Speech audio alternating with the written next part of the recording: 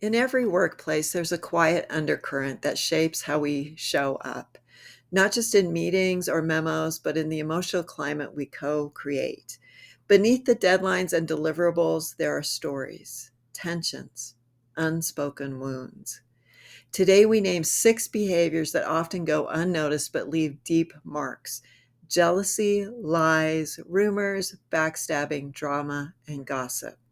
Let's begin with jealousy. It's not just envy, it's a painful awareness of someone else's advantage and a longing to have it too. Left unchecked, jealousy fuels resentment. It turns collaboration into comparison. But when we name the feeling, we reclaim our agency. We can redirect that energy toward shared goals, toward mutual uplift instead of silent sabotage. Then there are lies, knowingly false statements that breach trust and distort reality. Lies don't just mislead, they fracture the foundation of psychological safety. In restorative practice, we don't punish lies, we invite accountability. We ask, what impact does this have? What truth needs to be restored? Rumors are trickier. Their unconfirmed information spreads socially, often without any authority or verification. They create confusion. They isolate targets. They thrive in absence of clarity. That's why our response must be simple and firm. Ask for the source. Redirect to facts, because truth telling is a form of care. And backstabbing, the betrayal of trust. It erodes team cohesion and triggers trauma. It's not a personal wound, it's a cultural rupture. Repairing the rupture means facilitating honest dialogue, rebuilding boundaries, and restoring the conditions to trust for it to grow. And then there's drama, not the kind that belongs on the stage, but the kind that hijacks emotional bandwidth, distracts from mission, and escalates tension. Drama thrives in ambiguity and reactivity. Restorative practice teaches us to ground in facts and model calm neutrality. That doesn't mean suppressing emotion, it means channeling it towards clarity and repair. And finally, gossip, the sharing of personal or sensitive information without consent. It breeds mistrust, it damages reputations, it turns vulnerability into currency.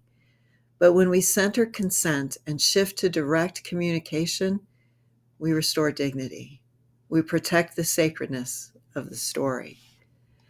So here's a story of repair. Team Echo was a small nonprofit communications unit tasked with launching a statewide campaign on insurance justice. The mission was urgent, the stakes are high, but internally, the team is unraveling. One staffer, Maya, felt overlooked after her proposal was passed over. She began venting to colleagues, not just about the decision, but about the director's favoritism and hidden agenda. Soon, Slack messages were flying. Rumors spread that the director was planning layoffs. Gossip about personal relationships surfaced. Another staffer, Jordan, started back-channeling with board members, claiming the team was in crisis. None of it was verified, but the emotional temperature spiked. Meetings became tense, collaboration stalled, the campaign timeline slipped. Here's what helped shift the culture. The director paused all project work for 48 hours and invited a restorative facilitator. In circle practice, each team named what they knew, what they knew, what they felt, and what they needed. Maya acknowledged her jealousy and fear of being undervalued. Jordan admitted to spreading unconfirmed claims out of frustration. The team co-created a new norm: no decisions without documentation, no feedback without context, and no assumptions without inquiry. They didn't just resolve conflict, they rewrote their emotional contract. And what we learned: these behaviors, jealousy, lies, rumors, backstabbing, drama, gossip, are not just interpersonal issues, they're signals.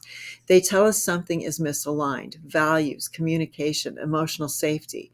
When we respond with curiosity instead of control, we create space for truth, for repair, for dignity. So today, let's remember, jealousy needs naming, lies need accountability, rumors need sourcing, backstabbing needs boundaries, drama needs grounding, and gossip needs consent and directness. Let's build workplaces where emotional honesty is welcome, but weaponized emotion is not. When facts are the foundation and repair is always possible. Where dignity isn't just a value, it's a practice. I'm Elle Cameron. Thanks for watching. If you'd like to learn more about my work on restorative justice for workers, please look me up on my LinkedIn. All that information's in my profile. Thank you.